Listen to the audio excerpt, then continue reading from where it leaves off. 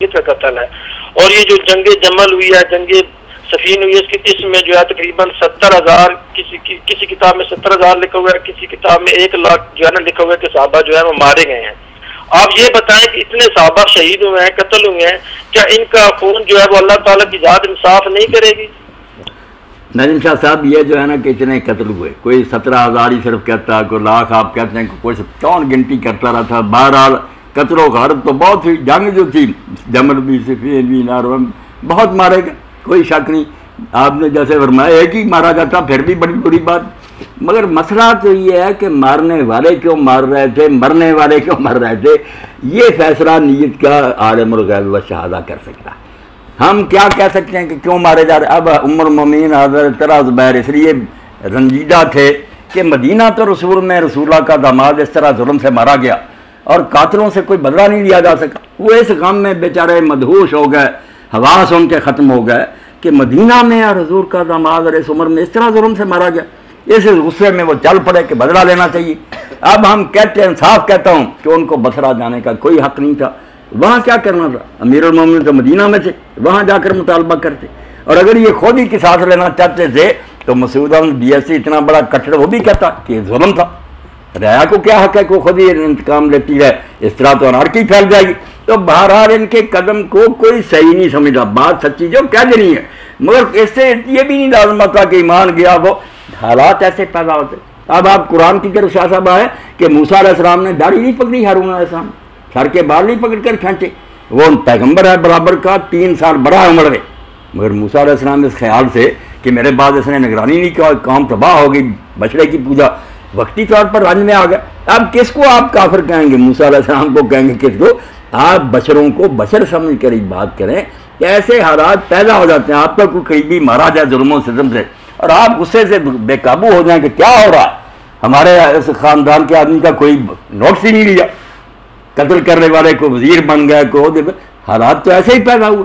اب امیر المومنین پر بھی شبہ بڑھ گیا کہ مالک اشتر کو گورنر بنا دیا، محمد بن ابی بکر کو، لوگوں کو موقع مل گیا کہ اگر ان کا دخل نہیں تھا ان کو کیا بنایا. حالات ایسے پیدا ہوا کہ عام لوگ جو تھے ان کی عقل نے جواب دے دیا کہ علی نے قاتلوں کو کیوں ساتھ رکھا. ادھر ویسے اتنے چوٹی کے لوگ، طلحہ اور زبیر، حضرت عمر المومنین جیسے.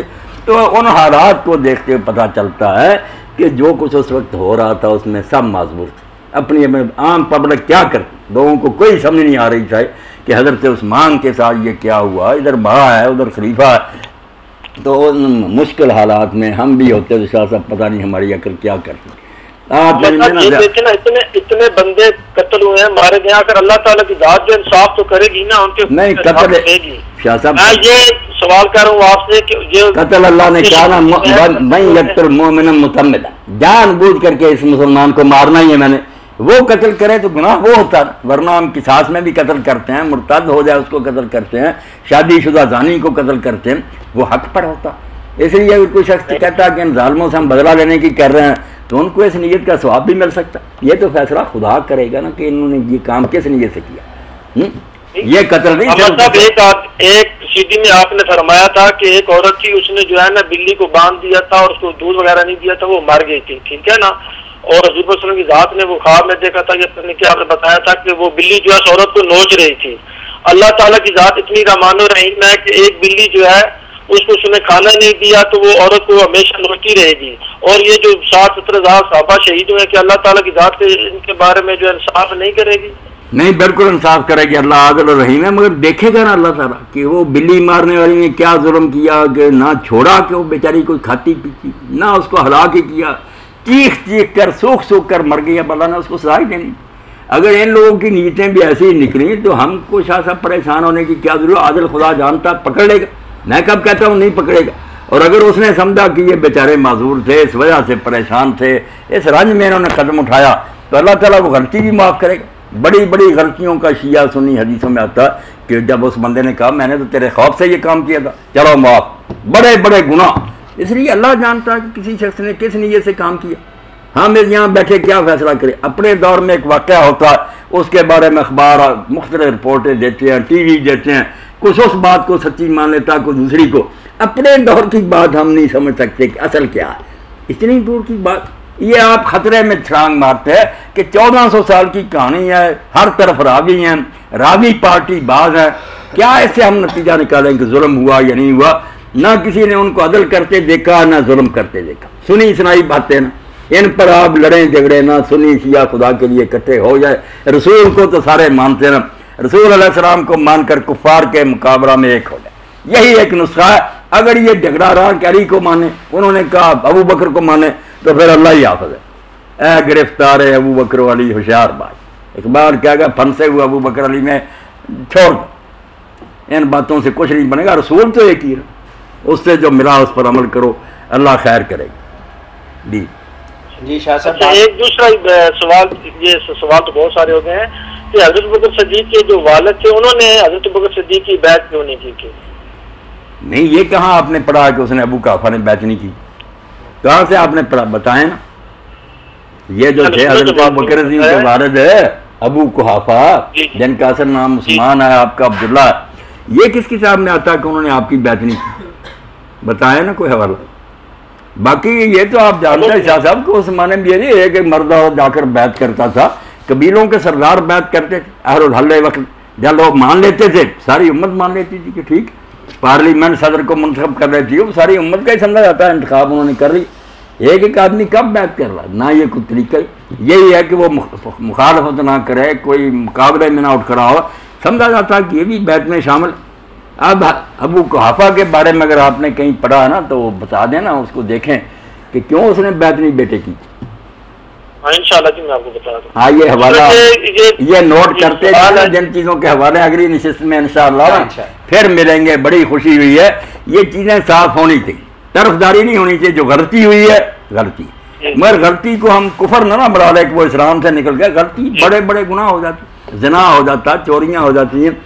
آپ دیکھیں نا جنہوں نے امیر المومنین سے جنگ کی ہے، اس پر ہی آپ شیعہ حضرات کی کتابیں پڑھیں، دوسرے پوچھیں ان کے ساتھ سلوک کیا کیا، ان کے جو مرے تھے یا ان کے قیدی تھے ان کے وہ برتاؤ کیا جو مکے کے کافروں کے ساتھ حضور نے کیا؟ نہیں، ان کے جنازے پڑھے، ان کو خود دفن کیا، ان کی بیویاں جو تھیں ان کو اور ان کے خاندانوں کو میراث دی، بالکل مسلمانوں والا شروع کیا، جنگ جمل صفین۔ اس کے بعد کیا فیصلہ چاہتے ہیں کہ خود جن کے ساتھ جنگ کی ہے انہوں نے ان کے ساتھ سیرت جو ہے مسلمانوں والی اختیار کی، ان کو مسلمان سمجھا، ان کے کلمے کا احترام کیا، باقاعدہ نماز جنازہ پڑھ کر ان کو دفن کیا، بلکہ خوارج تک کے بارے میں جو ارانیہ گالیاں دیتے تھے حضرت امیر المومنین کافر کہتے تھے، جن کو شیعہ سنی دونوں کہتے یہ تو اسلام سے نکل گئے، ان کے بارے میں آپ میرا العقول میں دیکھ بہار الانوار میں دیکھیں، پوچھا کیا ہے، یہ فرمایا نہ کافر ہے نہ مشرک ہے، میرے بھائی ہے، میرے خلاف انہوں نے بغاوت کی، اخبار ہونا بغاوت ہے۔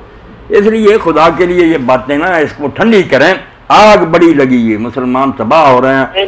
اب میری اس کوشش کو سارے برا بنا رہے ہیں، کوئی میرے خلاف میٹنگیں کر رہا ہے کہ اس کو مرتد قرار دیا جائے، ایک طرف آپ لوگ ہیں جو یہ بات، میں کہتا ہوں اس آگ کو بجھاؤ، چھوڑو ان قصوں کو، قرآن کو لو، اللہ کے رسول کو لو، اور کافروں کے مقابلے میں ایک ہو جاؤ۔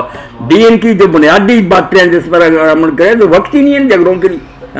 999 باتیں شیعہ سنی میں ایک ہے، نیک ہو جاؤ، اللہ کا شکر ادا کرو، نعمتوں کا حق ادا کرو، مسکینوں کے حقوق دو، وہ تو ہم کرتے کراتے نہیں، کسی میں کوئی کردار نہیں، جھگڑے ہیں کہ فلاں نے یہ کیا تھا، فلاں نے کیا تھا، تو اللہ کے پاس چلے گئے، بہت رہے ہوں گے۔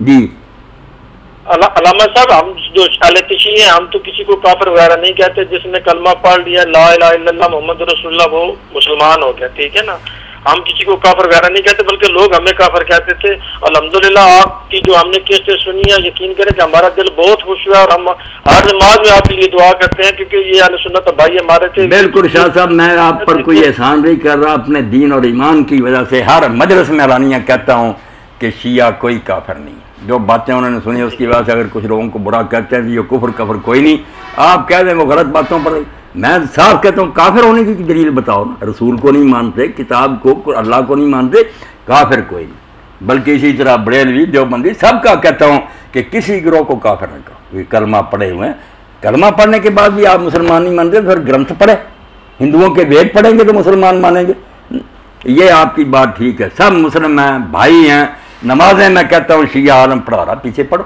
اور میرے ساتھی پڑھتے، میں خود پڑھتا ہوں کئی مرتبہ، انہیں کہا وہ میرے پیچھے آ کر پڑھتے ہیں۔ میری دعوت پوری دنیا ہے اسلام کو یہی، ایک ہو جاؤ، بالکل تم ایک ہو، ایک رسول کی امت ہو، جس کا دین ہے وہ تو ایک ہی ہے نا ہمارا، یہ اس کے ساتھی یا دوسرے جو سمجھتا اچھے ہیں وہ عزت کرتا ہے، جو سمجھتے نہیں بگڑ گئے تھے وہ برا کرتا، یہ بات کی باتیں ہیں۔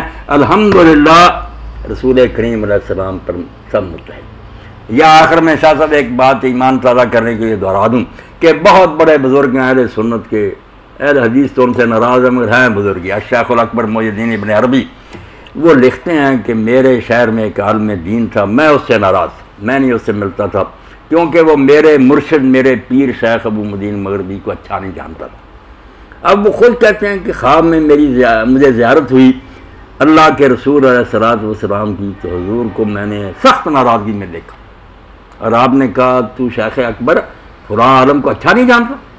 میں نے کہا نہیں۔ آپ نے فرمایا کیوں؟ کہا وہ میرے شیخ کو اچھا نہیں جانتا۔ تو حضور نے فرمایا وہ تیرے شیخ کو اچھا نہیں جانتا، مجھے نبی نہیں مانتا؟ کب سے یہ دین بنا کہ تیرے شیخ کو مانے؟ میرا مجھ پر ایمان رکھتا ہے، اس رشتے کا تجھے لحاظ نہیں؟ فرماتے ہیں صبح جا کر معافی مانگی، اس سے صلح کی۔ فرمایا کن باتوں میں تم بنے پڑے ہوئے کو اس کو نہیں مانتا، اس کو نہیں، میری بات کرو کہ مجھے مانتا ہی نہیں۔